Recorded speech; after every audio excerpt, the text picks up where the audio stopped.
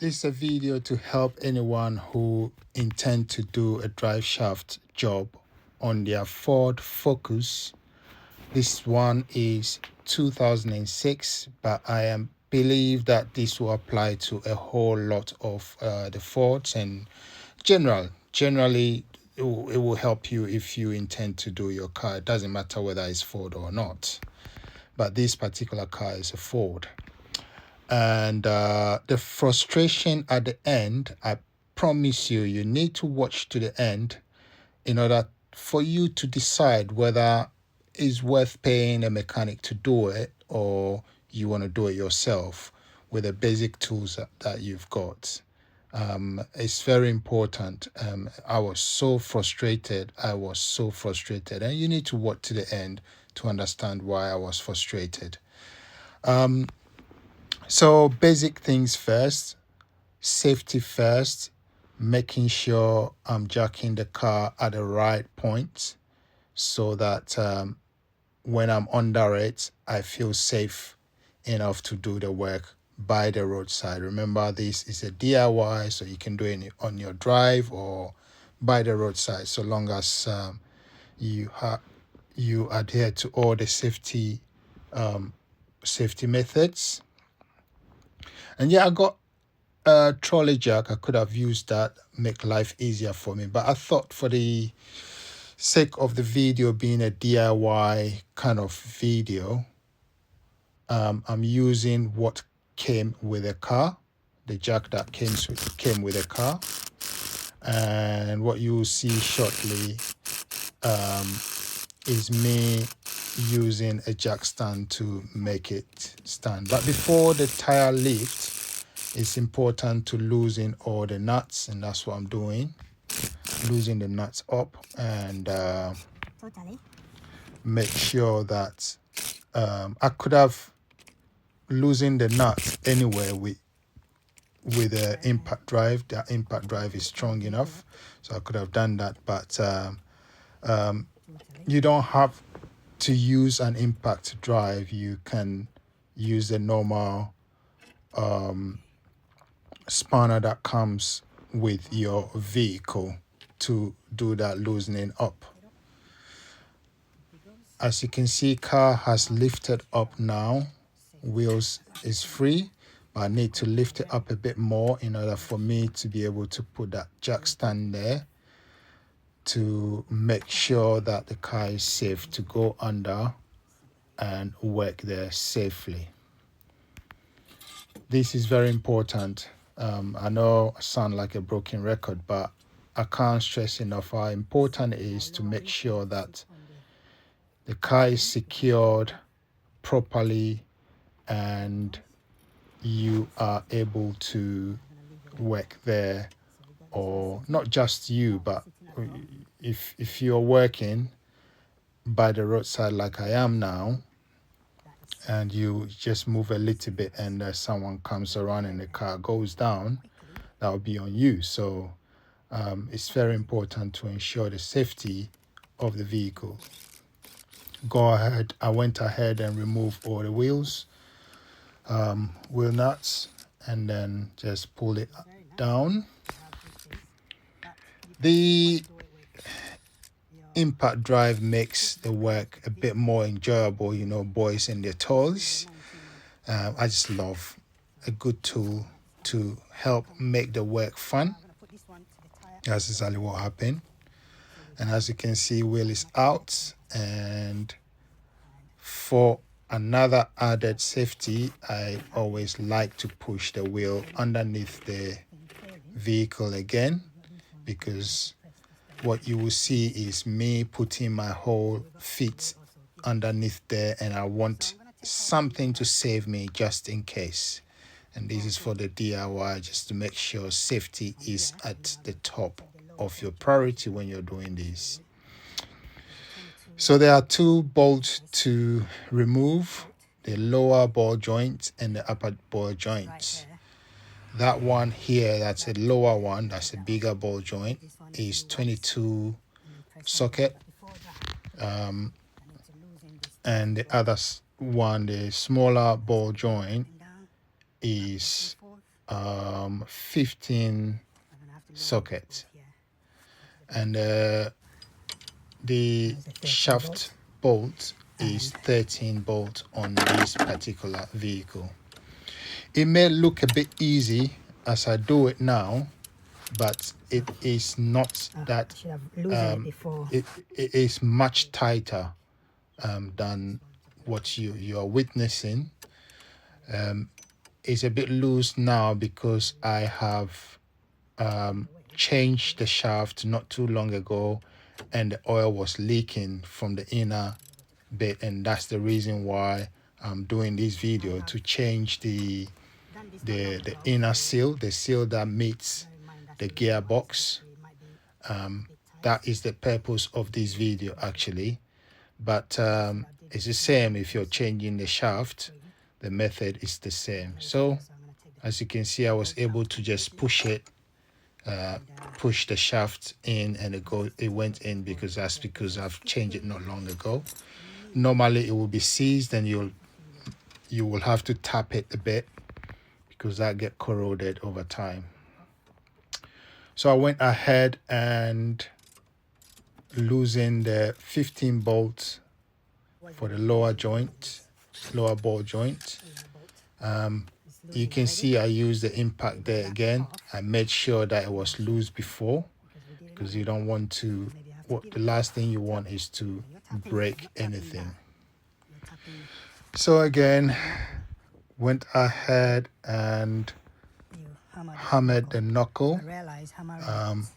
Be careful not to hammer the bolt, so I carefully hammered the knuckle. That's the strong metal there, but I wasn't taking any chances, so I put the nuts there in order to protect the bolts from damaging the thread. So just gently hammer it and it will pop, and then you will be able to change it. As you can see, it's popped now, nice and loose. Now we can go ahead and change and remove the ball joint from there. It's not too bad, so we're not changing that, but just be careful to not spin it. Make sure it doesn't spin. Now we come into the 22 socket for the lower ball joint. Again, it's going to be a little bit loose, but the first time I removed it, it was a bit corroded. The top of the nuts a bit corroded, so you have to use a wire mesh to clean the top, and use some WD-40 to make sure that it's clean before it comes up. This is coming up very easy. You would think I didn't lose it, but yes, it was very tight initially. That was weeks before I changed the drive shaft, but yeah, there we go. That now comes off. That bolt 22 socket bolts come off, and now we have to put the bolts back before we whack the knuckle again in order to free the joint from its housing.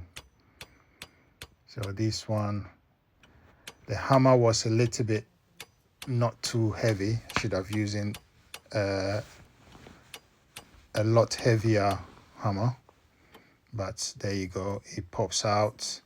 Now I can loosen it, and you can use a pry bar or something, or press it very hard and it will just come off, and so that you can remove the outer shaft. As you can see, it's brand new there, it's just weeks old. But now, for the life of me, I could not take this shaft off the inner where it makes the gear thing. I tried it several times, and this is not my first attempt at trying to remove it. I think it's the second time. I had to go and get those special pry bars, but I still had no luck. It would just not budge. And the funny thing is, it's a new shaft that I've just installed not long ago, so it couldn't have seized. And so I tried several times to remove it, and I had to call the owner to say, look, maybe it needs to go on a ramp, and it means I might have to take it to a workshop, or he might have to take it to a workshop. As you can see, I tried so many times that I was so frustrated. It would just not pop out. It should just pop out, because it's just like a spring that goes into a groove where it meets the gearbox. So when I pry it out, it should pop out, but it wouldn't budge. So unfortunately, it is not a happy ending because the shaft didn't come out, but you get the idea of how it's done.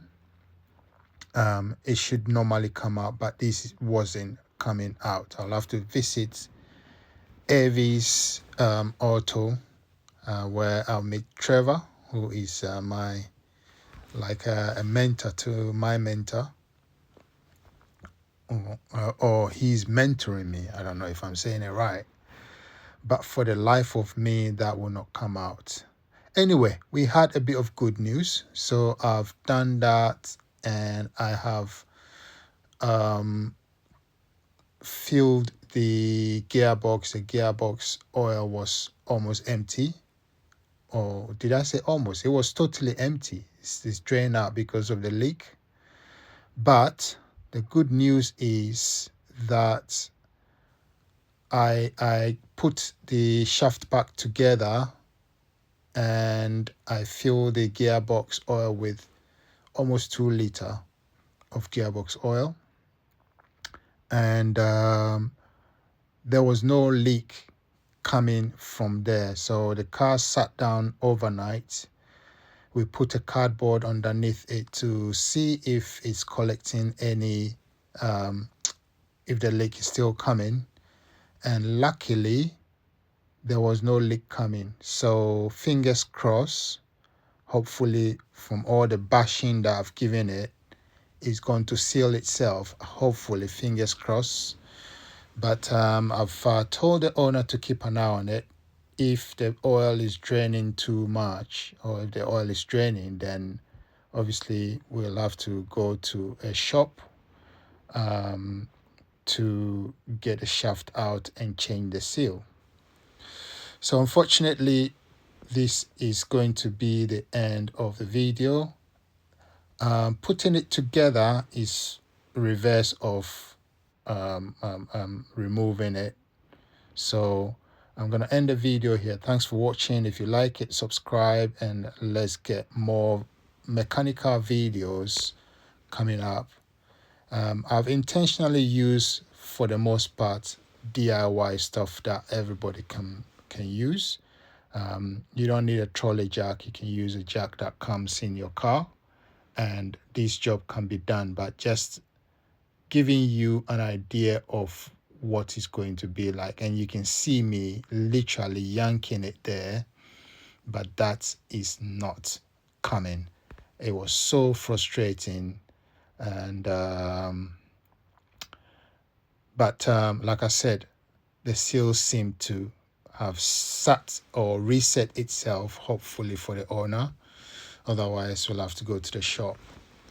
So I'm going to end it here, and we'll see you in the next video. Remember to subscribe, and I will see you in the next video. But it can be done. Thanks for watching. Bye.